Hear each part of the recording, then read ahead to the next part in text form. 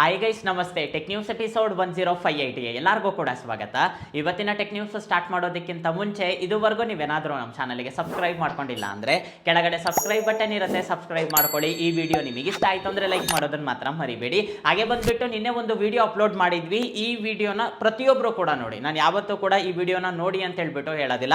ಈ ವಿಡಿಯೋನ ಯಾವುದೇ ಕಾರಣಕ್ಕೂ ಕೂಡ ಮಿಸ್ ಮಾಡ್ಕೊಳೋದಕ್ಕಾದರೆ ಹೋಗಬೇಡಿ. ನಿಮಗೆ ತುಂಬಾನೇ ಅರ್ಥ ಆಗುತ್ತೆ. ನಿಮ್ಮಲ್ಲೂ ಕೂಡ ತುಂಬ ಜನ ಚೇಂಜ್ ಆಗ್ತೀರಾ. ಅದಕ್ಕೋಸ್ಕರ ಹೇಳ್ತಾ ಇದ್ದೀನಿ. ಈ ವಿಡಿಯೋನ ನೀವೇನಾದರೂ ನೋಡಿಲ್ಲ ಅಂದರೆ ಡಿಸ್ಕ್ರಿಪ್ಷನಲ್ಲಿ ಈ ವಿಡಿಯೋಗೆ ಸಂಬಂಧಪಟ್ಟ ಲಿಂಕ್ ಕೊಟ್ಟಿರ್ತೀನಿ, ಅಲ್ಲಿಂದ ನೀವು ಈ ವಿಡಿಯೋ ಆದರೆ ನೋಡ್ಬೋದು. ಇವತ್ತಿನ ಟೆಕ್ ನ್ಯೂಸ್ ಆದರೆ ಸ್ಟಾರ್ಟ್ ಮಾಡೋಣಂತೆ. ಇವತ್ತಿನ ಟೆಕ್ ನ್ಯೂಸ್ ನೋಡ್ಕೊಂಡ್ರೆ ಮೊದಲನೇ ನ್ಯೂಸ್ ಬಂದ್ಬಿಟ್ಟು ನಮಗೆ ಮೊಟೊರೋಲಾ ಇಂದ. ಮೊಟೊರೋಲಾ ಕಂಪ್ನಿಯವರು ರೇಸರ್ ಸೀರೀಸ್ ಅಲ್ಲಿ ಫೋಲ್ಡೇಬಲ್ ಫೋನ್ಸ್ ನ ಲಾಂಚ್ ಮಾಡ್ತಾರೆ, ಫ್ಲಿಪ್ ಮೊಬೈಲ್ ಲಾಂಚ್ ಮಾಡ್ತಾರೆ. ನಿಮ್ಗೆಲ್ಲರಿಗೂ ಕೂಡ ಗೊತ್ತಿರೋದೆ, ತುಂಬಾ ಒಳ್ಳೆ ಫ್ಲಿಪ್ ಮೊಬೈಲ್ಸ್ ಅಂತಾನೆ ಹೇಳ್ಬೋದು. ರೀಸನಬಲ್ ಪ್ರೈಸ್ ಅಲ್ಲಿ ಇವರು ಲಾಂಚ್ ಮಾಡ್ತಾರೆ. ಇವಾಗ ಬರ್ತಾ ಇರೋ ರಿಪೋರ್ಟ್ಸ್ ಪ್ರಕಾರ ನೋಡ್ಕೊಂಡ್ರೆ ಅತಿ ಶೀಘ್ರದಲ್ಲಿ ಮೋಟೋ ರೇಸರ್ 60 ಹಾಗೆ ಬಂದ್ಬಿಟ್ಟು 60 ಅಲ್ಟ್ರಾ ಎರಡು ಫ್ಲಿಪ್ ಮೊಬೈಲ್ಸ್ ನ ಲಾಂಚ್ ಮಾಡ್ತಾರೆ ಅಂತ ಹೇಳ್ಬಿಟ್ಟು ಗೊತ್ತಾಗ್ತಿದೆ. ಯಾವಾಗ ಲಾಂಚ್ ಮಾಡ್ತಾರೆ ಅಂತ ಗೊತ್ತಿಲ್ಲ. ಹಾಗೆ ಬಂದ್ಬಿಟ್ಟು ಮೇಜರ್ ಇಂಪ್ರೂವ್ಮೆಂಟ್ಸ್ ಕೂಡ ಇರೋದಿಲ್ಲ. ನಿಮಗೆ 50 ಅಲ್ಟ್ರಾ ಯಾವ ರೀತಿ ಇರುತ್ತೋ 60 ಅಲ್ಟ್ರಾನು ಕೂಡ ನಿಮಗೆ ಅದೇ ರೀತಿ ಇರುತ್ತೆ. ಸ್ಪೆಸಿಫಿಕೇಶನ್ ವೈಸ್ ನಿಮಗೆ ಒಂದು ಸ್ವಲ್ಪ ಚೇಂಜಸ್ ಆದ್ರೆ ಇರುತ್ತೆ. ಹಾಗೆ ಬಂದ್ಬಿಟ್ಟು ಪ್ರೈಸ್ ಕೂಡ ಈ ಸಲ ಒಂದು ಸ್ವಲ್ಪ ಜಾಸ್ತಿನೇ ಇರುತ್ತೆ. ಈ ಒಂದು ಮೊಬೈಲ್ಸ್ ಅಲ್ಲಿ ನಿಮಗೆ ಸ್ನ್ಯಾಪ್ಡ್ರ್ಯಾಗನ್ 8 Elite ಈ ಒಂದು ಪ್ರೊಸೆಸರ್ ನ ಯೂಸ್ ಮಾಡ್ತಿದ್ದಾರೆ. ತುಂಬಾ ಒಳ್ಳೆ ಪ್ರೊಸೆಸರ್ ಅಂತಾನೆ ಹೇಳ್ಬೋದು. ನಿಮಗೆ ತುಂಬಾನೇ ಚೆನ್ನಾಗಿರುತ್ತೆ. ಸೊ ನೋಡೋಣಂತೆ ಮೊಟೊರೋಲಾ ಕಂಪ್ನಿಯವರು ಈ ಒಂದು ಫ್ಲಿಪ್ ಮೊಬೈಲ್ಸ್ ನ ಯಾವಾಗ ಲಾಂಚ್ ಮಾಡ್ತಾರೆ ಅಂತ. ನೆಕ್ಸ್ಟ್ ನ್ಯೂಸ್ ನೋಡ್ಕೊಂಡ್ರೆ ನಮಗೆ ಒನ್ ಪ್ಲಸ್ ಇಂದ OnePlus 12 ಈ ಮೊಬೈಲ್ಗೆ ಒಂದು ಹೊಸ ಅಪ್ಡೇಟ್ ನ ರೋಲ್ ಔಟ್ ಮಾಡಿದ್ದಾರೆ. ಇವಾಗ ನೀವು ಸ್ಕ್ರೀನ್ ಮೇಲೆ ನೋಡ್ತಾ ಇದ್ದೀರಲ್ಲ, ವಿಪರೀತವಾಗಿ ಚೇಂಜಸ್ ಮಾಡಿದ್ದಾರೆ ಅಂತಾನೆ ಹೇಳ್ಬೋದು. ಈ ಅಪ್ಡೇಟ್ ಜೊತೆಗೆ ನಿಮಗೆ ಸೆಕ್ಯೂರಿಟಿ ಅಪ್ಡೇಟ್ಸ್ ಕೂಡ ಕೊಟ್ಟಿದ್ದಾರೆ. ಹಾಗೆ ಬಂದ್ಬಿಟ್ಟು ಕೆಲವೊಂದು ಬಗ್ಸ್ ಇತ್ತು, ಆ ಒಂದು ಬಗ್ಸ್ ನ ಕಂಪ್ಲೀಟ್ ಆಗಿ ಫಿಕ್ಸ್ ಮಾಡಿದ್ದಾರೆ. ಯಾರಾದ್ರೂ OnePlus 12 ಮೊಬೈಲ್ ಯೂಸ್ ಮಾಡ್ತಾ ಇದ್ರೆ ಒಂದ್ಸಲ ಚೆಕ್ ಮಾಡ್ಕೊಳ್ಳಿ, ನಿಮಗೆ ಈ ಒಂದು ಅಪ್ಡೇಟ್ ಬಂದಿರುತ್ತೆ. ಇನ್ನ ನಮಗೆ ಅಪ್ಡೇಟ್ ಬಂದಿಲ್ಲ ಬ್ರೋ ಅಂದ್ರೆ ಇವರು ಬ್ಯಾಚ್ ವೈಸ್ ರಿಲೀಸ್ ಮಾಡ್ತಿದ್ದಾರೆ. ನಿಧಾನಕ್ಕೆ ಒಂದೊಂದು ಬ್ಯಾಚ್ ಮೊಬೈಲ್ಸ್ ಗೆ ಈ ಒಂದು ಅಪ್ಡೇಟ್ ಬರುತ್ತೆ. ವೆಯ್ಟ್ ಮಾಡಿ, 100% ನಿಮಗೆ ಈ ಒಂದು ಅಪ್ಡೇಟ್ ಬರುತ್ತೆ. ನೆಕ್ಸ್ಟ್ ನ್ಯೂಸ್ ನೋಡ್ಕೊಂಡ್ರೆ ನಮಗೆ OnePlus ಇಂದ OnePlus ಕಂಪ್ನಿಯವರು ಅತಿ ಶೀಘ್ರದಲ್ಲಿ ಒಂದು ಮಿನಿ ಮೊಬೈಲ್ ನ ಲಾಂಚ್ ಮಾಡ್ತಿದ್ದಾರೆ. ಈ ಮೊಬೈಲ್ OnePlus 13T ಹೆಸರಲ್ಲಾದ್ರೂ ಲಾಂಚ್ ಆಗ್ಬೋದು, ಇಲ್ಲಾಂದ್ರೆ 13 ಮಿನಿ ಹೆಸರಲ್ಲಾದ್ರೂ ಲಾಂಚ್ ಆಗ್ಬೋದು. ಒಟ್ಟು ಯಾವುದೋ ಒಂದು ಹೆಸರಲ್ಲಿ ಈ ಮೊಬೈಲ್ ಅಂತೂ ಲಾಂಚ್ ಆಗುತ್ತೆ. ಇವಾಗ ಬರ್ತಾ ಇರೋ ರಿಪೋರ್ಟ್ಸ್ ಪ್ರಕಾರ ನೋಡ್ಕೊಂಡ್ರೆ ಈ ಮೊಬೈಲ್ ತುಂಬಾ ಕಾಂಪ್ಯಾಕ್ಟ್ ಮೊಬೈಲ್ ಅಂತ ಹೇಳ್ಬಿಟ್ಟು ಗೊತ್ತಾಗ್ತಿದೆ. ಇವಾಗ ಐಫೋನ್ಸ್ ಅಲ್ಲಿ ನಿಮಗೆ ಮಿನಿ ಸೈಜ್ ಮೊಬೈಲ್ ಏನಿರುತ್ತಲ್ಲ, ಆ ಒಂದು ಸೈಜ್ ಅಲ್ಲಿ ಈ ಮೊಬೈಲ್ ಲಾಂಚ್ ಆಗುತ್ತೆ ಅಂತ ಹೇಳ್ಬಿಟ್ಟು ಗೊತ್ತಾಗ್ತಿದೆ. OLED ಡಿಸ್ಪ್ಲೇ ಇರುತ್ತೆ, 6200 mAh ಬ್ಯಾಟರಿ ಇರುತ್ತೆ, 80 ವಾಟ್ ಫಾಸ್ಟ್ ಚಾರ್ಜಿಂಗ್ ಗೆ ಸಪೋರ್ಟ್ ಮಾಡುತ್ತೆ. ಡ್ಯುಯಲ್ ಕ್ಯಾಮೆರಾ ಸೆಟಪ್ ಇರುತ್ತೆ, ಎರಡು ಕೂಡ ನಿಮಗೆ 50 ಮೆಗಾ ಪಿಕ್ಸೆಲ್ ಇಂದ ಬರುತ್ತೆ. ಸ್ನ್ಯಾಪ್ಡ್ರ್ಯಾಗನ್ 8 Elite ಪ್ರೊಸೆಸರ್ ನ ಯೂಸ್ ಮಾಡ್ತಿದ್ದಾರೆ. ಈ ರೀತಿಯಾಗಿ ತುಂಬಾ ಚೇಂಜಸ್ ಮಾಡಿಬಿಟ್ಟು ಈ ಮೊಬೈಲ್ ಲಾಂಚ್ ಮಾಡ್ತಾರೆ ಅಂತ ಹೇಳ್ಬಿಟ್ಟು ರಿಪೋರ್ಟ್ಸ್ ಆದ್ರೆ ಬರ್ತಾ ಇದೆ. ಇನ್ನು ಡಿಸೈನ್ಸ್ ವಿಷಯಕ್ಕೆ ಬಂದ್ರೆ ಇವಾಗ ನೀವು ಸ್ಕ್ರೀನ್ ಮೇಲೆ ನೋಡ್ತಾ ಇದ್ದೀರಲ್ಲ, ಐಫೋನ್ 16 ನೋಡಿದಾಗ ನಿಮಗೆ ಯಾವ ರೀತಿ ಫೀಲ್ ಇರುತ್ತೋ ಆ ಒಂದು ಫೀಲ್ ಅಲ್ಲಿ ಈ ಒಂದು ಮೊಬೈಲ್ ಡಿಸೈನ್ ಆದ್ರೆ ಬರ್ತಾ ಇದೆ.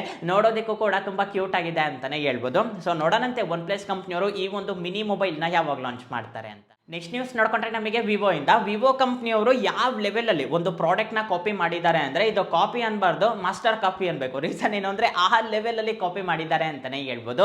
ಆಪಲ್ ಕಂಪ್ನಿಯವರು ರೀಸೆಂಟ್ ಆಗಿ ಆಪಲ್ ವಿಷನ್ ಪ್ರೋ ಅಂತ ಹೇಳ್ಬಿಟ್ಟು ಲಾಂಚ್ ಮಾಡಿದ್ರು. ಎಲ್ಲರಿಗೂ ಕೂಡ ಗೊತ್ತಿರೋದೆ. ನಾವು ಅದನ್ನ ಅನ್ಬಾಕ್ಸ್ ಮಾಡಿ ರಿವ್ಯೂನು ಕೂಡ ಮಾಡಿದ್ವಿ. ತುಂಬಾ ಕಾಸ್ಟ್ಲಿ ಅಂತಾನೆ ಹೇಳ್ಬೋದು. ಹತ್ರ 3-4 ಲಕ್ಷಕ್ಕೆ ಏನೋ ಲಾಂಚ್ ಮಾಡಿದ್ರು. ನಮ್ಮ ಇಂಡಿಯಾದಲ್ಲಿ ಲಾಂಚ್ ಮಾಡಲಿಲ್ಲ. ಹಾಗೆ ಬಂದ್ಬಿಟ್ಟು ಇವರು ಪ್ರೊಡಕ್ಷನ್ ಕೂಡ ಸ್ಟಾಪ್ ಮಾಡಿದ್ರು, ಸೇಲ್ಸ್ ಜಾಸ್ತಿ ಇಲ್ಲ ಅಂತೇಳಿ.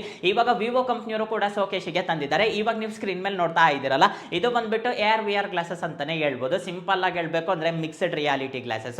ಆಪಲ್ ವಿಷನ್ ಪ್ರೋ ಯಾವ ರೀತಿ ವರ್ಕ್ ಆಗುತ್ತೋ ಇದು ಕೂಡ ಸೇಮ್ ಟು ಸೇಮ್ ಅದೇ ರೀತಿ ವರ್ಕ್ ಆಗುತ್ತೆ. ನನಗೆ ಇನ್ನ ಒಂದು ಭಯ ಅನ್ಸಿದ್ದು ಏನ್ ಗೊತ್ತಾ, ಆಪಲ್ ಕಂಪ್ನಿಯವರು ಯಾವ ತರ ಡಿಸೈನ್ ಮಾಡಿದ್ರು ಸೇಮ್ ಟು ಸೇಮ್ ಅದೇ ರೀತಿ ಡಿಸೈನ್ ಮಾಡಿದ್ದಾರೆ. ನಿಮಗೆ 1% ಕೂಡ ಚೇಂಜಸ್ ಇರೋದಿಲ್ಲ. ನಿಮಗೆ ಫ್ರಂಟ್ ಡಿಸೈನ್ ಆಗಲಿ, ಸೈಡ್ ಅಲ್ಲಿ ಆಗಲಿ, ಬ್ಯಾಕ್ ಸೈಡ್ ಆಗಲಿ, ಹಾಗೆ ಬಂದ್ಬಿಟ್ಟು ಬ್ಯಾಟರಿ ಕೆಪಾಸಿಟಿ ಆಗಲಿ ಕಂಪ್ಲೀಟ್ ಆಗಿ ಸೇಮ್. ನಿಮಗೆ ಆಪಲ್ ವಿಷನ್ ಪ್ರೋ ಯಾವ ರೀತಿ ಇದೆಯೋ ವಿವೋ ವಿಷನ್ ಕೂಡ ನಿಮಗೆ ಅದೇ ರೀತಿ ಇದೆ. ಇವ್ರೇನ್ ಹೇಳ್ತಿದ್ದಾರೆ ಅಂದ್ರೆ, ಇವಾಗ ನಮಗೆ ಆಗಸ್ಟ್ ಏನ್ ಬರುತ್ತಲ್ಲ ಆ ಟೈಮಲ್ಲಿ ನಾವು ಇದನ್ನ ಲಾಂಚ್ ಮಾಡ್ತೀವಿ ಅಂತ ಹೇಳ್ಬಿಟ್ಟು ವಿವೋ ಕಂಪ್ನಿಯವರು ಹೇಳ್ತಿದ್ದಾರೆ.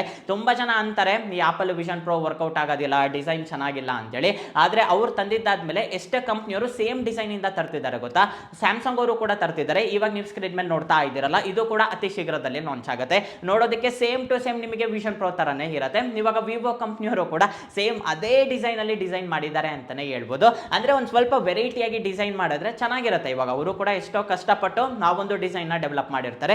ಇವರು ಕೂಡ ಒಂದು ಸ್ವಲ್ಪ ಡಿಫ್ರೆಂಟ್ ಆಗಿ ಡಿಸೈನ್ ಮಾಡಿದ್ರೆ ತಗೊಂಡವರು ಕೂಡ ತುಂಬಾ ಜನ ತಗೊಳ್ತಾರೆ. ಎಲ್ಲನೂ ಕೂಡ ಒಂದೇ ತರ ಇತ್ತು ಅಂದ್ರೆ ತಗೊಂಡವ್ರಿಗೂ ಕೂಡ ಇಂಟ್ರೆಸ್ಟ್ ಅನ್ನೋದು ಕಮ್ಮಿ ಆಗುತ್ತೆ. ಸೊ ನೋಡೋಣಂತೆ ಇದು ಲಾಂಚ್ ಮಾಡಿದ್ದಾದ್ಮೇಲೆ ಏನೇನೆಲ್ಲ ಮಾಡುತ್ತೆ ಅಂತ. ನ್ಯೂಸ್ ನೋಡ್ಕೊಂಡ್ರೆ ನಮಗೆ ಯುರೋಪಲ್ಲಿ ರೀಸೆಂಟ್ ಆಗಿ ಒಂದು ಇನ್ಸಿಡೆಂಟ್ ನಡೆದಿದೆ. ರೀಸೆಂಟ್ ಆಗಿ ಒಂದು ಸ್ವಲ್ಪ ಜನ ಬೀಚಲ್ಲಿ ನಡ್ಕೊಂಡು ಹೋಗ್ತಾ ಇದ್ದಾರೆ. ನಡ್ಕೊಂಡು ಹೋಗ್ಬೇಕಾದ್ರೆ ಅವರಿಗೆ ಒಂದು ಡಿಫ್ರೆಂಟ್ ಕ್ರಿಯೇಚರ್ ಕಣ್ಣಿಗಾದ್ರೆ ಕಾಣಿಸಿದೆ. ಇವಾಗ ನೀವು ಸ್ಕ್ರೀನ್ ಮೇಲೆ ನೋಡ್ತಾ ಇದ್ದೀರಲ್ಲ, ಇದು ಬಂದ್ಬಿಟ್ಟು ಮರ್ಮೈಡ್, ಮತ್ಸಿ ಕಣ್ಯರ್ ಅಂತ ಹೇಳ್ಬಿಟ್ಟು ಕರೀತಾರೆ. ಇದ್ರ ಬಗ್ಗೆ ನಿಮಗೊಂದು ಐಡಿಯಾ ಇರುತ್ತೆ, ಆದ್ರೆ ಯಾರು ಕೂಡ ರಿಯಲ್ ಆಗಿ ನೋಡಿಲ್ಲ. ಸಮುದ್ರದಲ್ಲಿ ಇದಾರೆ ಅಂತ ಹೇಳ್ಬಿಟ್ಟು ತುಂಬಾ ಜನ ಹೇಳ್ತಾರೆ. ಅದ್ರ ಸ್ಕೆಲಿಟನ್ ಆದ್ರೆ ಹೊರಗೆ ಬಂದಿದೆ. ಇದು ನೋಡೋದಕ್ಕೆ ತುಂಬಾ ಡಿಫ್ರೆಂಟ್ ಆಗಿದೆ ಅಂತಾನೆ ಹೇಳ್ಬೋದು. ಬಾಡಿ ಒಂದು ಮೀನ್ ಶೇಪ್ ಅಲ್ಲಿ ಇದ್ರೆ ನಿಮಗೆ ಬಾಡಿ ಅಪ್ಪರ್ ಬಾಡಿ ಏನಿರುತ್ತಲ್ಲ, ಇದು ಕಂಪ್ಲೀಟ್ ಆಗಿ ನೋಡೋದಕ್ಕೆ ಒಂದು ರೀತಿ ಏಲಿಯನ್ ತರ ಆದ್ರೆ ಇದೆ. ಈ ಒಂದು ಫೋಟೋಸ್ ತುಂಬಾ ವೈರಲ್ ಆಗಿದೆ ಅಂತಾನೆ ಹೇಳ್ಬೋದು. ಇಡೀ ಇಂಟರ್ನೆಟ್ ಶೇಕ್ ಆಗಿದೆ. ಇದ್ರ ಬಗ್ಗೆ ಯಾವುದೇ ರೀತಿ ಎಕ್ಸ್ಟ್ರಾ ರಿಪೋರ್ಟ್ಸ್ ಆದ್ರೆ ಹೊರಗೆ ಬಂದಿಲ್ಲ. ಈ ಫೋಟೋಸ್ ಇವಾಗ ತುಂಬಾನೇ ವೈರಲ್ ಆಗಿದೆ. ಇದು ರಿಯಲ್ ಫೇಕಾ, ಅದು ಸ್ಕೆಲಿಟನ್ ಕೂಡ ರಿಯಲ್ ಫೇಕಾ, ಅದ್ರ ಬಗ್ಗೆ ಯಾವುದೇ ರೀತಿ ಇನ್ಫಾರ್ಮೇಶನ್ ಆದ್ರೆ ಇಲ್ಲ. ರೀಸನ್ ಏನು ಅಂದ್ರೆ ಅದು ನಿಜವಾಗ್ಲೂ ಮರ್ಮೈಡ್ ಆಗಿದ್ರೆ ಎಲ್ಲೋ ಒಂದ್ ಕಡೆ ರಕ್ತ ಆಗಿರ್ಬೋದು, ಇಲ್ಲಾಂದ್ರೆ ಮಾಂಸ ಆಗಿರ್ಬೋದು, ಎಲ್ಲೋ ಒಂದ್ ಕಡೆ ಕಾಣಿಸ್ತಾ ಇತ್ತು. ಆದ್ರೆ ಇದು ನೋಡೋದಕ್ಕೆ ಯಾವ ರೀತಿ ಇದೆ ಅಂದ್ರೆ ಇವಾಗ ನಮಗೆ ವುಡ್ ಫಿನಿಶ್ ಏನಿರುತ್ತಲ್ಲ, ನೋಡೋದಕ್ಕೆ ಆ ರೀತಿಯಾಗಿದೆ ಅಂತಾನೆ ಹೇಳ್ಬೋದು. ಅಂದ್ರೆ ಇದು ರಿಯಲ್ ಫೇಕಾ ಅಂತಾನೂ ಕೂಡ ಗೊತ್ತಿಲ್ಲ. ಇವಾಗ ಈ ಒಂದು ಫೋಟೋಸ್ ತುಂಬಾನೇ ವೈರಲ್ ಆಗ್ತಾ ಇದೆ. ಇದು ನೋಡಿದ್ದಾದ್ಮೇಲೆ ನಿಮ್ ಒಪಿನಿಯನ್ ಏನು ಅಂತ ಹೇಳ್ಬಿಟ್ಟು ನನಗೆ ಕಾಮೆಂಟ್ ಸೆಕ್ಷನ್ ಅಲ್ಲಿ ತಿಳಿಸಿ. ನ್ಯೂಸ್ ನೋಡ್ಕೊಂಡ್ರೆ ನಮಗೆ ಸೋನಿ ಪ್ಲೇ ಸ್ಟೇಷನ್ 5 ನಿಮ್ಗೆಲ್ಲರಿಗೂ ಕೂಡ ಗೊತ್ತಿರೋದೆ. ಎಷ್ಟೋ ಜನರಿಗೆ ಆಸೆ ಇರುತ್ತೆ ಇದನ್ನ ತಗೋಬೇಕು ಅಂತೇಳಿ, ಆದ್ರೆ ತುಂಬಾ ಕಾಸ್ಟ್ಲಿ ಇರುತ್ತೆ. 50,000 60,000 ಇರುತ್ತೆ. ಹಾಗೆ ಬಂದ್ಬಿಟ್ಟು ಸ್ಟಾಕ್ ಕೂಡ ತುಂಬಾ ಕಮ್ಮಿ ಇರುತ್ತೆ ಅಂತಾನೆ ಹೇಳ್ಬೋದು. ಮನೆಯಲ್ಲೂ ಕೂಡ ತುಂಬಾ ಜನ ಮಕ್ಕಳು ಹಠ ಮಾಡ್ತಿರ್ತಾರೆ, ನನಗೆ ಕೊಡ್ಸಿ ಅಂತೇಳಿ. ಇವಾಗ ರೀಸೆಂಟ್ ಆಗಿ UK ಅಲ್ಲಿ ಈ ಒಂದು ಪಾರ್ಟ್ನರ್ಶಿಪ್ ಆದ್ರೆ ಹೊರಗೆ ಬಂದಿದೆ. ರೈಲೋ ಅಂತೇಳಿ ಇವ್ರು ಬಂದ್ಬಿಟ್ಟು ಸೋನಿ ಅವ್ರ ಜೊತೆ ಅಫಿಷಿಯಲ್ ಆಗಿ ಪಾರ್ಟ್ನರ್ಶಿಪ್ ಆದ್ರೆ ತಗೊಂಡಿದ್ದಾರೆ.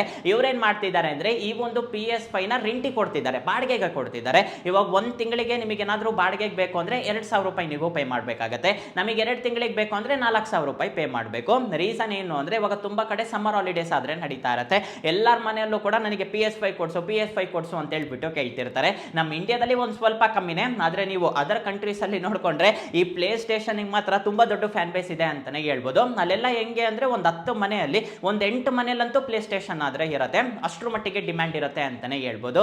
ಅಲ್ಲಿ ಎಷ್ಟೋ ಜನರಿಗೆ 50,000 60,000 ಕೊಟ್ಟು ಒಂದೇ ಸಲ ಕೊಡ್ಸೋದಕ್ಕಾದ್ರೆ ಆಗೋದಿಲ್ಲ. ಅವರು ಈ ರೆಂಟ್ ಬೇಸಿಸ್ ಅಲ್ಲಿ ಬೇಕಂದ್ರೆ ತಗೋಬಹುದು ಅಂತ ಹೇಳ್ಬಿಟ್ಟು ಇವ್ರು ಆದ್ರೆ ಹೇಳ್ತಿದ್ದಾರೆ. ಕಾನ್ಸೆಪ್ಟ್ ಮಾತ್ರ ತುಂಬಾ ಚೆನ್ನಾಗಿದೆ ಅಂತಾನೆ ಹೇಳ್ಬೋದು. ಇವಾಗ ಸಮ್ಮರ್ ಹಾಲಿಡೇಸ್ ಅಲ್ಲಿ ಮುಗಿಯೋವರೆಗೂ ಆರಾಮಾಗಿ ರೆಂಟ್ ಅಲ್ಲಿ ತಗೋಬಿಟ್ರೆ ಆರಾಮಾಗಿ ಆಟ ಆಡ್ತಾರೆ. ಇದು ನನಗೆ ತುಂಬಾನೇ ಇಷ್ಟ ಆಯ್ತು. ನೆಕ್ಸ್ಟ್ ನ್ಯೂಸ್ ನೋಡ್ಕೊಂಡ್ರೆ ನಮಗೆ ಗುಂಟೂರಲ್ಲಿ ಅಭಿರಾಮ್ ಅಂತ ಹೇಳಿ ಒಬ್ಬ ವ್ಯಕ್ತಿ ಇದ್ದಾನೆ. ಈ ವ್ಯಕ್ತಿ ಬಂದ್ಬಿಟ್ಟು ಒಂದು ಸ್ಟಾರ್ಟ್ಅಪ್ ಕಂಪನಿ ಆದ್ರೆ ಸ್ಟಾರ್ಟ್ ಮಾಡಿದ್ದ, ಮ್ಯಾಗ್ನಮ್ ವಿಂಗ್ಸ್ ಅಂತೇಳಿ. ಇದ್ರ ಬಗ್ಗೆ ಸಿಂಪಲ್ ಆಗಿ ಹೇಳ್ಬೇಕು ಅಂದ್ರೆ ಏರ್ ಟ್ಯಾಕ್ಸಿ ಬಗ್ಗೆ ನಿಮ್ಗೆಲ್ಲರಿಗೂ ಕೂಡ ಐಡಿಯಾ ಇರುತ್ತೆ. ಟೆಕ್ ನ್ಯೂಸ್ ಅಲ್ಲಂತೂ ನಾವು ತುಂಬಾ ಸಲ ಮಾತಾಡಿದೀವಿ ಅಂತಾನೆ ಹೇಳ್ಬೋದು. ಬೇರೆ ಕಂಟ್ರೀಸ್ ಅಲ್ಲಿ ಈಗಾಗಲೇ ಪರ್ಮಿಷನ್ ಕೊಟ್ಬಿಟ್ಟು ಅವ್ರು ಅದ್ರಲ್ಲಿ ಅಡ್ಡಾಡ್ತಾನೂ ಕೂಡ ಇದ್ದಾರೆ. ಇವಾಗ ನಮ್ಮ ಇಂಡಿಯಾದಲ್ಲಿ ಈ ಒಂದು ಸ್ಟಾರ್ಟ್ಅಪ್ ಕಂಪನಿಯವರು ಅಫಿಷಿಯಲ್ ಆಗಿ ಒಂದು ಏರ್ ಟ್ಯಾಕ್ಸಿನ ತಯಾರು ಮಾಡಿದ್ದಾರೆ. ಇದು ಬಂದ್ಬಿಟ್ಟು V2 ಮಾಡೆಲ್. ಇದ್ರ ಬಗ್ಗೆ ಸಿಂಪಲ್ ಆಗಿ ಹೇಳ್ಬೇಕು ಅಂದ್ರೆ ಒಂದ್ಸಲ ನೀವು ಕಂಪ್ಲೀಟ್ ಆಗಿ ಚಾರ್ಜ್ ಮಾಡಿದೀರಾ ಅಂದ್ರೆ 40 ಕಿಲೋಮೀಟರ್ ರೇಂಜ್ ಕೊಡುತ್ತೆ. 100 km/h ಸ್ಪೀಡ್ ಅಲ್ಲಿ ನೀವು ಟ್ರಾವೆಲ್ ಮಾಡಬಹುದು. ಇಬ್ರು ಟ್ರಾವೆಲ್ ಮಾಡಬಹುದು. ಇದರಲ್ಲಿ ನಿನ್ನ ಪ್ರೈಸ್ ವಿಷಯಕ್ಕೆ ಬಂದ್ರೆ 2 ಕೋಟಿವರೆಗೂ ಇವರು ಆದ್ರೆ ಹೇಳ್ತಿದ್ದಾರೆ. ಇವರು ಮೇನ್ ಟಾರ್ಗೆಟ್ ಏನು ಅಂದ್ರೆ ಇದು V2 ಅಲ್ಲ, ಇನ್ನ ಒಂದು ಮಾಡೆಲ್ ಇದೆ X4 ಅಂತೇಳಿ, ಅದ್ರ ಮೇಲೆ ಇವರು ವರ್ಕ್ ಮಾಡ್ತಿದ್ದಾರೆ. ಇದು ನಿಮಗೆ ಇನ್ನ ಒಂದ್ ಸ್ವಲ್ಪ ಕಾಸ್ಟ್ಲಿ ಇರುತ್ತೆ. ಇದರಲ್ಲಿ 3 ಜನ ಟ್ರಾವೆಲ್ ಮಾಡಬಹುದು. 20,000 ಫೀಟ್ ವರೆಗೂ ನೀವು ಹೈಟ್ ಆದ್ರೆ ಹೋಗಬಹುದು. ಹಾಗೆ ಬಂದ್ಬಿಟ್ಟು 300 km/h ಸ್ಪೀಡ್ ಇರುತ್ತೆ. ಒಂದ್ಸಲ ಚಾರ್ಜ್ ಮಾಡಿದ್ರೆ 300 ಕಿಲೋಮೀಟರ್ ನಿಮಗೆ ಮೈಲೇಜ್ ಕೊಡುತ್ತೆ. 8 ಕೋಟಿವರೆಗೂ ಇವರು ಪ್ರೈಸ್ ಆದ್ರೆ ಹೇಳ್ತಿದ್ದಾರೆ. ಇನ್ನ ಬೇರೆ ಕಂಟ್ರೀಸ್ ಅಲ್ಲಿ ನೋಡ್ಕೊಂಡ್ರೆ 20 ಕೋಟಿ 30 ಕೋಟಿವರೆಗೂ ಕೂಡ ಈ ಒಂದು ಏರ್ ಟ್ಯಾಕ್ಸಿಸ್ ಆದ್ರೆ ಇದೆ. ಆದ್ರೆ ನಮ್ಮ ಇಂಡಿಯಾದಲ್ಲಿ ಇದಕ್ಕಿನ್ನ ಪರ್ಮಿಷನ್ ಆದ್ರೆ ಕೊಟ್ಟಿಲ್ಲ. ಪರ್ಮಿಷನ್ ಸಿಗೋದು ಕೂಡ ಒಂದ್ ಸ್ವಲ್ಪ ಕಷ್ಟ ಅಂತಾನೆ ಹೇಳ್ಬೋದು.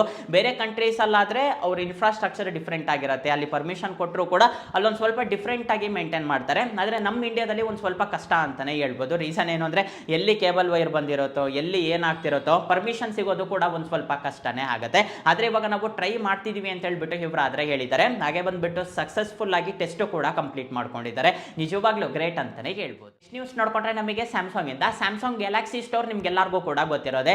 ಇದ್ಯಾವುದಪ್ಪ ಸ್ಟೋರ್ ಅಂದ್ರೆ ಗಾಬರಿ ಆಗ್ಬಿಡಿ. ನಿಮಗೆ ಸ್ಯಾಮ್ಸಂಗ್ ಮೊಬೈಲ್ಸ್ ಅಲ್ಲಿ ಸ್ಯಾಮ್ಸಂಗ್ ಸ್ಟೋರ್ ಅಂತ ಹೇಳ್ಬಿಟ್ಟು ಇರುತ್ತೆ.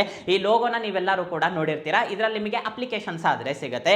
ಡೆವಲಪರ್ಸ್ ಡೆವಲಪ್ ಮಾಡಿದಾದ್ಮೇಲೆ ಇದರಲ್ಲಿ ಕಂಪ್ಲೀಟ್ ಆಗಿ ಲಾಂಚ್ ಮಾಡ್ತಾರೆ. ಒಂದು ಸ್ವಲ್ಪ ಕಮಿಷನ್ ಅನ್ನೋದು ಸ್ಯಾಮ್ಸಂಗ್ ಅವರು ಕೂಡ ತಗೊಂತಾರೆ. ಈ ರೀತಿಯಾಗಿ ಇದು ನಡೀತಾ ಇರುತ್ತೆ. ಇದು ಆಪ್ ಸ್ಟೋರ್ ಅಲ್ಲೂ ಅಷ್ಟೇ, ಪ್ಲೇ ಸ್ಟೋರ್ ಅಲ್ಲೂ ಅಷ್ಟೇ, ಕಮಿಷನ್ ಅಂತೂ ಫಿಕ್ಸ್ ಇರುತ್ತೆ. ಇವಾಗ ಸ್ಯಾಮ್ಸಂಗ್ ಅವರು ಒಂದು ಸ್ವಲ್ಪ ಕರುಣೆ ತೋರಿಸ್ತಾ ಇದ್ದಾರೆ. ಇವಾಗ ಡೆವಲಪರ್ಸ್ ಯಾವ ರೀತಿ ಅಂದ್ರೆ ಒಂದು ಆಪ್ ಡೆವಲಪ್ ಮಾಡಿ ಸ್ಯಾಮ್ಸಂಗ್ ಸ್ಟೋರ್ ಅಲ್ಲಿ ಏನಾದರೂ ಅವರು ಲಾಂಚ್ ಮಾಡಿದ್ರೆ 70% ರೆವೆನ್ಯೂ ಅನ್ನೋದು ಡೆವಲಪರ್ಸ್ಗೆ ಹೋಗುತ್ತೆ, 30% ಅನ್ನೋದು ಸ್ಯಾಮ್ಸಂಗಿಗೆ ಹೋಗುತ್ತೆ.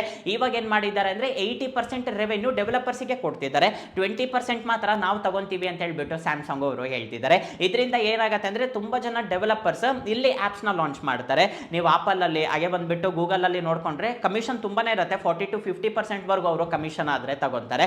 ಅದರ ಜೊತೆಗೆ ಬ್ಯಾಕ್ ಗ್ರೌಂಡ್ ವೆರಿಫಿಕೇಶನ್ ಕೂಡ ಜಾಸ್ತಿ ಇರುತ್ತೆ ಅಂತಾನೆ ಹೇಳ್ಬೋದು. ಇವಾಗ ಸ್ಯಾಮ್ಸಂಗ್ ಅವ್ರು ಏನ್ ಮಾಡ್ತಿದ್ದಾರೆ ಅಂದ್ರೆ ನಾವೇನಾದ್ರೂ ಕಮಿಷನ್ ಕಮ್ಮಿ ತಗೊಂಡ್ರೆ ತುಂಬ ಜನ ಡೆವಲಪರ್ಸ್ ಇಲ್ಲೇ ಬಂದ್ಬಿಟ್ಟು ಆ್ಯಪ್ಸ್ನ ಲಾಂಚ್ ಮಾಡ್ತಾರೆ. ಇದರಿಂದ ನಮಗೂ ಕೂಡ ಯೂಸ್ ಆಗುತ್ತೆ, ಅವ್ರಿಗೂ ಕೂಡ ಯೂಸ್ ಆಗುತ್ತೆ ಅಂತ ಹೇಳ್ಬಿಟ್ಟು ಇವರಾದ್ರೆ ಹೇಳ್ತಿದ್ದಾರೆ. ಸೊ ನೋಡೋಣಂತೆ ನಿಧಾನಕ್ಕೆ ಬರ್ತಾ ಬರ್ತಾ ನಾವು ತುಂಬಾ ಅಪ್ಲಿಕೇಶನ್ಸ್ ಆದ್ರೆ ನೋಡ್ಬೋದು. ಇಷ್ಟೇ ಗೈಸ್ ಇವತ್ತು ನನಗೆ ಇಂಟ್ರೆಸ್ಟಿಂಗ್ ಅನ್ಸಿರೋ ಟೆಕ್ ನ್ಯೂಸ್ ಆದ್ರೆ ಈ ವಿಡಿಯೋ ನಿಮಗೆ ಇಷ್ಟ ಆಯ್ತು ಅನ್ಕೊಂತೀನಿ. ಈ ವಿಡಿಯೋ ನಿಮಗೆ ಇಷ್ಟ ಆಗಿದ್ರೆ ಲೈಕ್ ಮಾಡಿ, ಶೇರ್ ಮಾಡಿ, ಹಾಗೆ ಕೆಳಗಡೆ ಸಬ್ಸ್ಕ್ರೈಬ್ ಬಟನ್ ಇರುತ್ತೆ, ಸಬ್ಸ್ಕ್ರೈಬ್ ಮಾಡ್ಕೊಳೋದನ್ನ ಮಾತ್ರ ಮರಿಬೇಡಿ. ನೆಕ್ಸ್ಟ್ ವಿಡಿಯೋದಲ್ಲಿ ಮೀಟ್ ಆಗೋಣಂತೆ, ಅಲ್ಲಿವರೆಗೂ ಬಾಯ್ ಬಾಯ್.